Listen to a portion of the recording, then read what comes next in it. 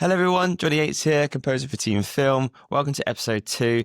And today's topic is asking me how or when did I realize I wanted to compose? I'll probably start with all kind of came down to when I studied music at GCSE level, and we started with Sonar 2, which was, looking back, probably a dreadful software at the time. It was very cheap MIDI. We got to learn like the principles of writing on software, but then we got new Macs, and then the first Logic came out, and that changed everything. And when that was released and we had those in our workshops, I pretty much learned so much on using the software because I was obsessed with just writing mainly progressive rock, or I don't know if you remember Dream Theater. Like, I was obsessed with them, and I just wanted to write that kind of music where it was crazy polyrhythms, mental melodies, harmonic progressions, and they were very virtuosic musicians. So for me, it was like just writing with this crazy music. And if I listen back now what I was doing, I'd be cringing. I'd be like, what was I doing? But the real importance about that was I was just every day writing and learning so much from the software,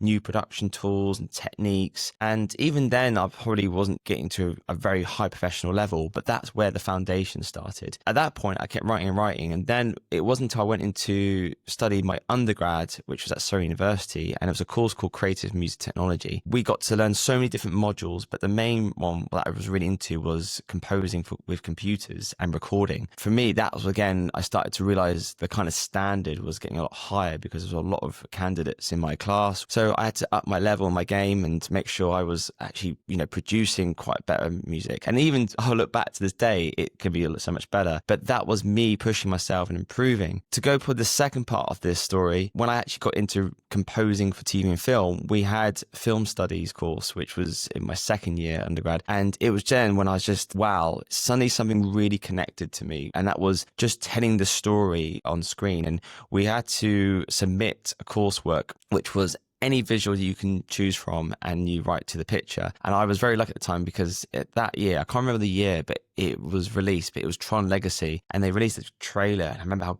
amazing it was. And I managed to get a file of that, and with no SFX, sound design, and no music. And I got to go in there and, write to that picture. It just literally everything just changed for me composing. I just loved how I was connecting with the hit points and scenes, how to elevate the emotion, maybe even just hold it with silence. And that's when it just started to click a little bit. And I even did the sound design because I wasn't actually happy. The music was not just there. Like, it still was creating that emotion, but it needed all the whole, mix and sound design, and even me like recording my voice to play the characters, just so I can get the whole immersive experience. I did get a very good grade on that point, and that's something where, like, okay, I want to keep progressing my sort of skills into this. I think at that point I did my undergrad, I did my postgraduate, which was focused on composition, and it was really me trying to focus on improving my compositional skills, and that's even just with the technical aspect of it. Also just writing, thinking different ways of how